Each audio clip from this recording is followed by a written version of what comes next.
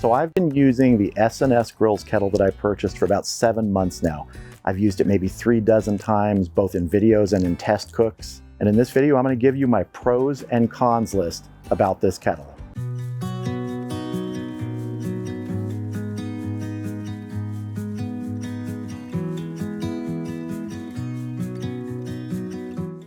Now, first of all, I've made no secret about the fact that I love this kettle, but I've had a lot of questions about individual characteristics that I like about it, and that's what this video is for. So number 1 on my list for pros, 4 legs. This is such a simple addition to something like this, but it is so useful.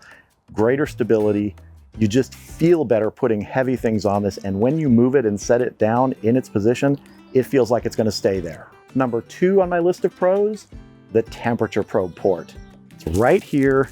It has a swing out cover, and it makes putting a temperature probe in the kettle no problem at all. You don't have to run wires under the lid. Just feed them through, snug the port down a little bit, and you have a super simple way to get those wires in there. Number 3 on my list, the placement of the lid thermometer and the vent. First thing you'll notice is the vent is on the same side as the lid thermometer. So if you're looking to get those temperatures where the air is moving and exiting the kettle, this is a much better system than vent on one side, lid thermometer on the other. The other nice thing about this is the lid thermometer is much closer to grate level as compared to, say, the Weber kettle, where it is on the opposite side and high up on the dome. I've tested this and it had temperatures within 20 degrees consistently of a grate level thermometer, and that's fantastic for a lid thermometer. Number 4 on my list, the smoke hole. The so-called smoke hole, which was nicknamed that by Justin over at Baby Back Maniac, is this right here. From what I understand, it can be used as a fan port where you can put in a temperature controlled fan, but what I've found is this is fantastic for actually dialing in temperatures. I will shut the main vent all the way down and just use this. This works fantastic if you're also using the slow and sear accessory inside.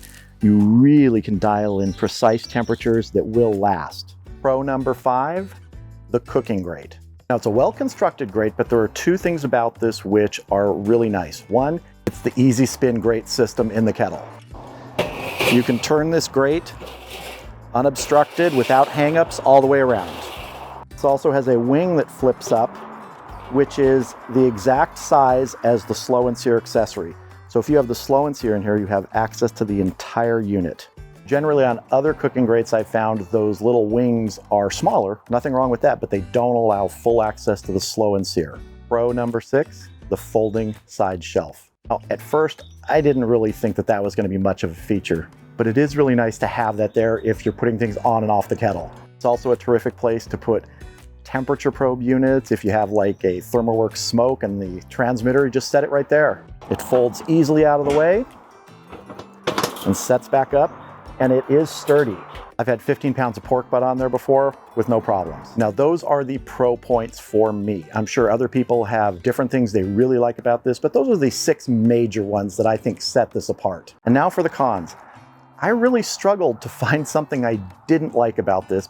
There is one thing which I wish had been different. So the only con for me, no included SnS accessory in the base model. Now, I already had a slow and sear, so that really wasn't an issue for me, but I think I paid $279 for this kettle, and I think you can get a slow and sear included for a higher price, and that's great.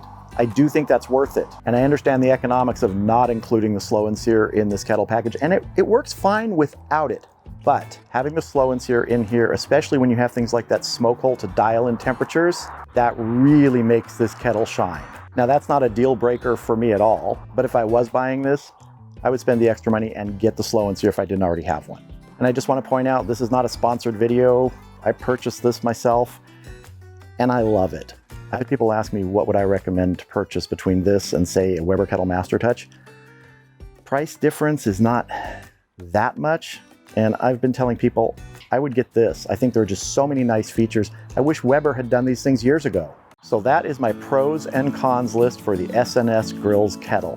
But weighing those 6 pros against that one sort of con, I really feel comfortable saying that I think this is just about the best kettle for the money that there is on the market right now. Maybe if we're lucky, they'll decide to do a 26-inch kettle.